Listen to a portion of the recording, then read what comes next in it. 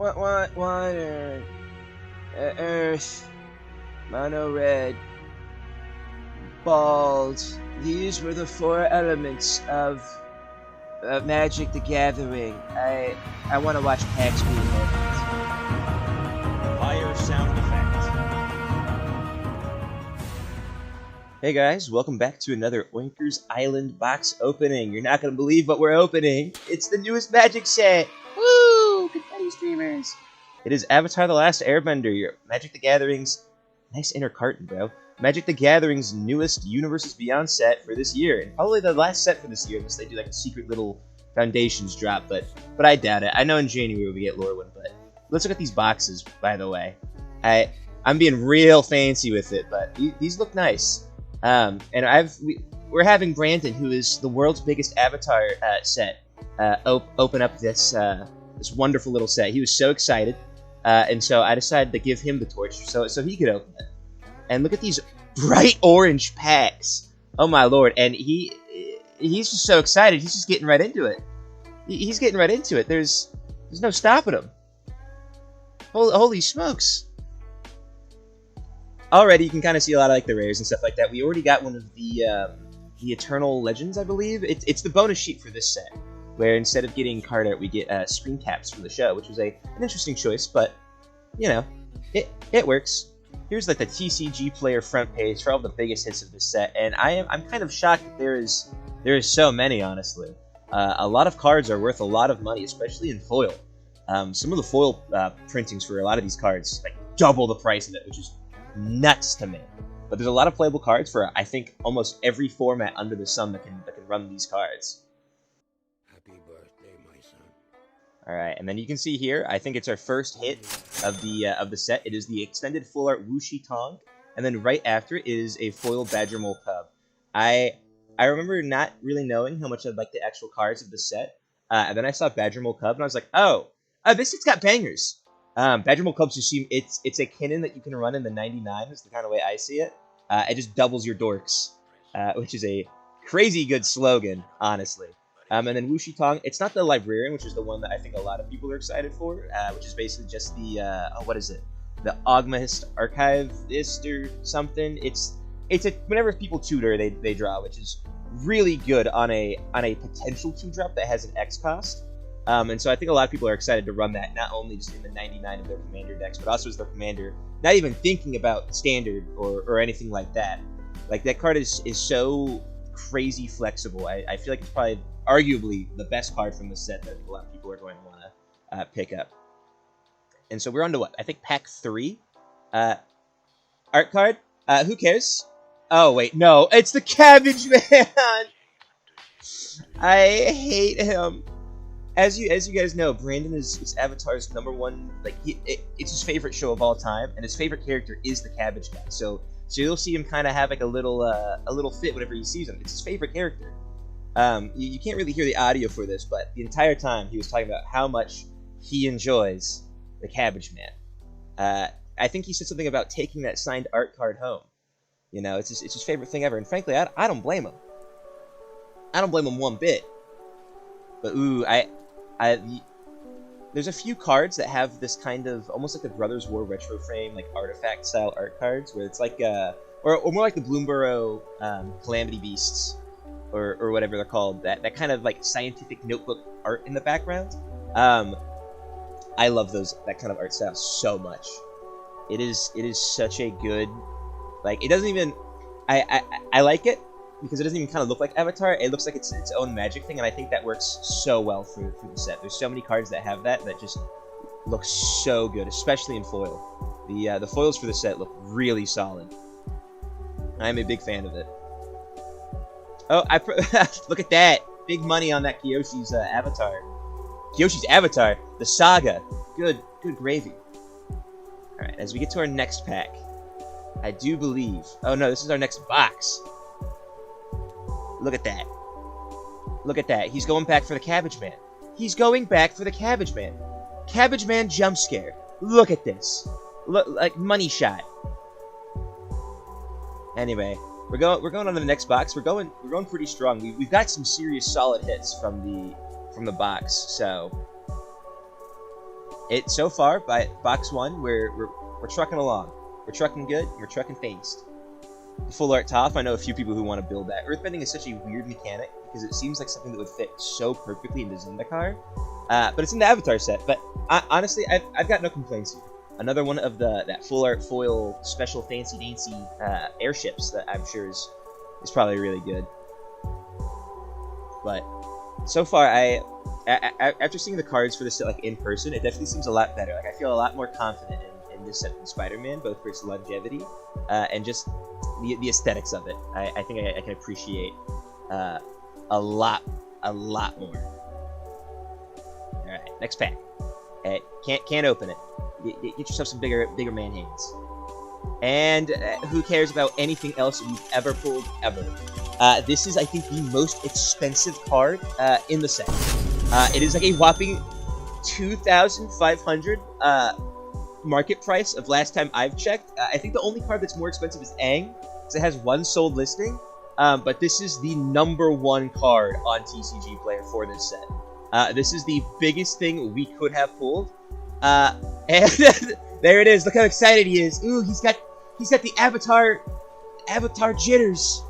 Wow. But yeah, look at that. Thumbs up. That's a really awesome card to pull. That's definitely probably going to go on our shelf.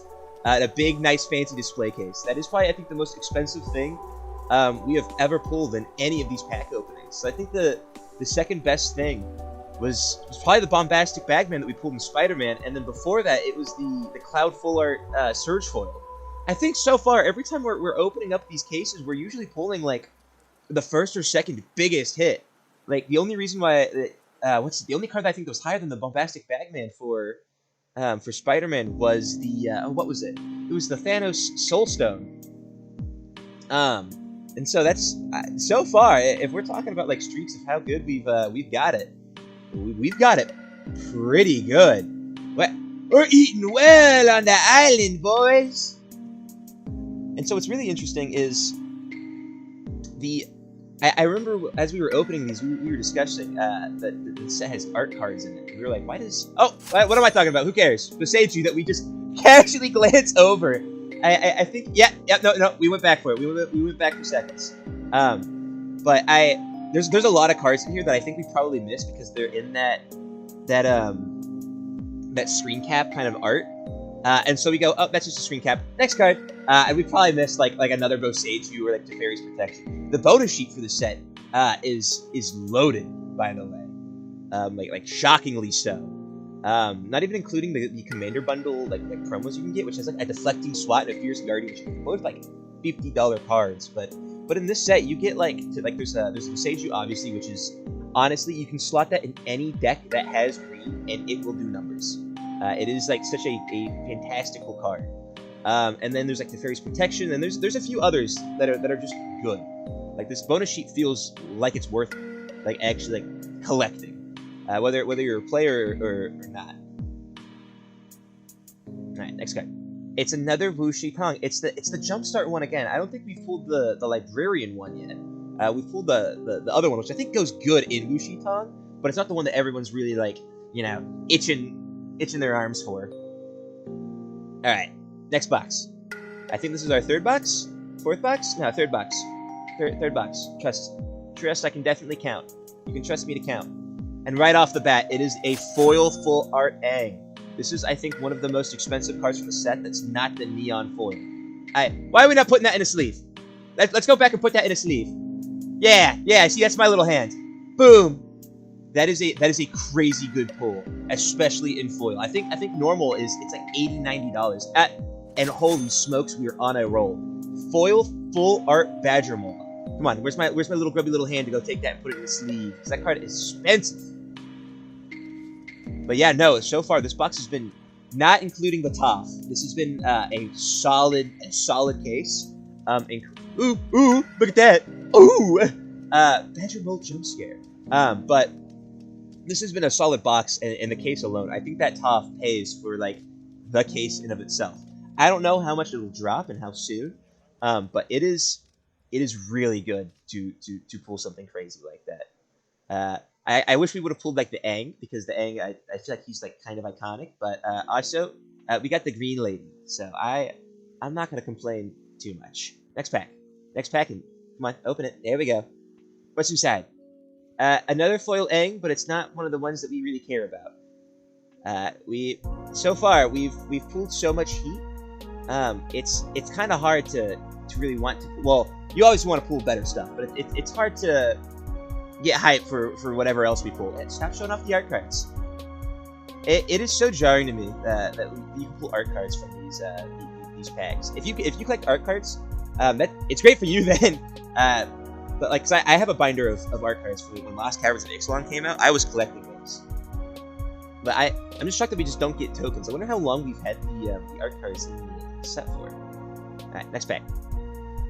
Next pack, what's in it? Ooh. I think we're kind of coming down off of the crazy back-to-back pool high that we got. We're kind of slowing down a little bit. The next pack, gonna be something good. It's another Boseiju that we just kind of casually we just go through. We've pulled so much good stuff that we are back-to-back 2 Boseijus deep in, and we just kind of like, oh yeah, that's Boseiju. If you look at that, which just kind of shows how much good. It's another Badger Mole. It's not foil, but we don't really care. We got another one, and I will take those. I imagine that the Badger Mole is going to be extremely good in so many formats. Just being able to play like a land, especially like standard and stuff like that, which all Universe Beyond sets are now standard since I think Final Fantasy. But Badger Mole will be really good just for being able to play like a Llanowar Elves turn 1, play that turn 2, and then on your turn 3 you've got like 5 or 6 mana just from 2 cards. So I imagine it's, who knows, it might drop. I'm not sure how good Mono Green is, especially when well, Izzet Cauldron did take a massive hit with all the nerfs recently.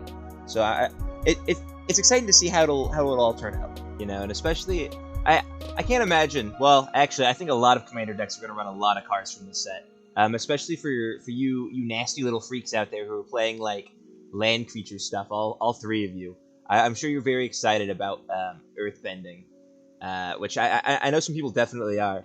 I think land creatures in general seems like an underutilized mechanic that I think a lot of people not only don't like, but don't think is really good, which is crazy because it's gotten a lot of support over the years. There's so many creatures or lands that turn into creatures. Like Lost Caverns, there's lands that turn into creatures in Edge of Eternities, and so it's very interesting to see them try and push that, especially heavy on this set. Like I think like airbending and waterbending and firebending, they're all fine. Earthbending seems to be like the most unique. Like waterbending is just convoke.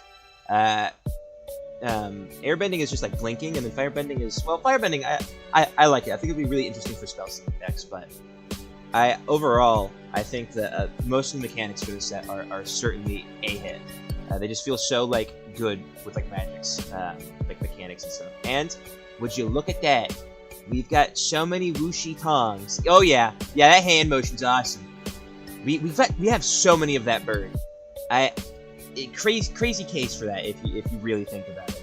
And I think this next pack might have a bird in it too. Yes, sir. A foil Wuxi Tong Librarian in the fancy notebook art. That's what I'm gonna call that kind of like frame treatment, anything like that. Such a good card. Look at me. Look at my little hand. Ooh, I yoinked that. It's going in a sleeve and a top loader. It is such a good card for any deck that can run it. And I'm very glad. Oh, I can't believe I just skipped over it. But look at that. We also got the bear, the second Wooburg Shrine Commander now. So I think a lot of people who play Go Shintai are going to now kind of have options and kind of decide if they want to swap them out or put the bear in the 99. So I think Shrine fans, weirdly enough, are eating really good in this set. Or at least the Jumpstart set. I think the bears are in the Avatar Jump set, or Jumpstarts, which have their own unique selection of cards and stuff like that. Very similar to like the Foundations Jumpstart, where you had Foundations, which was a fantastic set, by the way, arguably like one of like the best sets from last year. And then you had Jumpstart, which had its own unique catalog of like legendary creatures, and it's the same thing for Avatar too. So it's honestly, it's usually pretty worth it to pick up just some Jumpstart packs to get those unique legendary creatures. Like I've got a red green beast deck that I got from Foundations Jumpstart, and I know that I think the bears in Jumpstart, there's like mono green Toph, mono green, or no, not mono green, mono red Zuko, that a lot of people are just really. That's a force of negation that I just skipped over. Holy smokes. Yeah, this was a seriously loaded case. We got so many good stuff. And we're just, after the TOF, it's like we're putting Bosejus in the stacks of like rares and mythics, and we're putting packed negations there. We just don't care, you know. But I think realistically, I think the biggest hit that we got from this box, it's not even the TOF. It's the signed Cabbage Man art. I think that's what we've all been really searching for, you know. I mean, how many people are gonna have that TOF? Way too many. How many people are gonna have that signed Cabbage Man art, which I think is like worth, like, last time I checked, like $15, by the way. People love their cabbages, and it'll go great too in your Cabbage Man collection, because I think we're getting a Cabbage Dude secret layer as well. Look at that Coma art, by the way. I love Coma. All my friends hate Coma. They hate my Coma when I put it in a deck. They hate it when I make a Coma deck. But I love Coma. But back to what really matters, and what the set is really about. It's cabbages. I think Avatar was a massive miss for not having more cabbages. I want a cabbage-specific set that's all about cabbages. I love cabbages. Cabbages are so awesome. I've got to shut myself up, otherwise the rest of this video will be me discussing cabbages. But we're kind of going through the packs, and it's dying down a little. But honestly, you can't really complain too much about it dying down a little when it's been nothing but heat, fire, flames. It has been awesome. And boom, White Lotus Seal. Very similar to the 3-Tree City, where I think a lot of people are going to want that for their tribal decks. And 3-Tree City was like the biggest thing in Bloomborough that I think people like really wanted for most of their decks, just because it fit in any kind of any tribal demons, dinosaurs, or Eldrazi's. Well, those are the ones that I play. But I think White Lotus Seal, it is 4 mana, so it is a little bit on the pricier side, CMC wise. But I think an effect like that for a card that not a lot of people are going to remove on site will be really good to just speed running you to playing your bigger beat sticks. I think a lot of people have been talking about it, and a lot of people are excited about it, and frankly, me too. I'll probably end up picking one up for any of my decks that just need more ramp, because it just feels so useful. And look at that! Look at that! Look at Brandon. He got so happy. He just realized that he pulled another Cabbage Man. My love for cabbages and Cabbage Man are infinitesimally small compared to Brandon's joy of it. Yeah, next time you see him, bother him about cabbages. I'm sure he'd love to have an in-depth 30 to 40 minute discussion about the Cabbage Man lore, and how there's definitely going to be a Cabbage Guy spinoff. You know, I heard he's going to send that Cabbage Man signed art card to get graded, which is crazy. He's showing off the Penguin Seal. He doesn't care about that. Look at that. Holy smokes. We just pulled the foil one, but you know what? I think the base one's still $70, so we'll take those. We're going to grab it, and we're going to take it. This is the last pack. It's going to be nothing but heat. Nothing but fire! It's nothing. Okay, it's nothing. And it's more nothing. It's a whole lot of nothing. An overwhelming majority of nothing. Last pack Magic of the Gathering. I guess it's just not. And so that was a full case. That was a whole 6 boxes of collector boosters. Crazy pulls in general. I think the Avatar, I say the Avatar, Aang, Wuxi Tong, Badgermole Cup were pretty big. But definitely that TOF is the biggest hit I think we've ever had. Once again, crazy card. Look at those arts. They just look so good. Flip over the Aang. Flip that thing over. Yeah. Everyone wants to play that card, I'm sure. Just super solid overall. Amazing. And then ooh, look at that. Boom. Crazy card. Look, he's so excited 'cause it's green like cabbages. But that's all, folks.